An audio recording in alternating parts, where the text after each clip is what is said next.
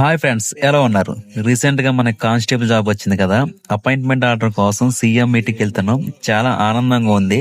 CM గారిని, DCM గారిని meet అవుతున్నామని. So మా గోపాలపురం మండలం నుంచి మేము ముగ్గురం సెలెక్ట్ అయ్యాం. ఫస్ట్ మాకు పోలీస్ కటింగ్ చేయించి స్టేషన్ కి రమ్మన్నారు. సో ఈ పాప చూసారు ఎంత క్యూట్ గా ఉందో, మా ఎస్ఐ గారి పాప. ఆ ఇన్నర్ మీనింగ్ ఏంటంటే, వీళ్ళేంటి పోలీస్ కటింగ్ చేయించుకున్నారు, ముఖాలు చూస్తే దొంగల్లాగా ఉన్నారు అనుకుంటుంది. అది మన ఫేస్ వాల్యూ.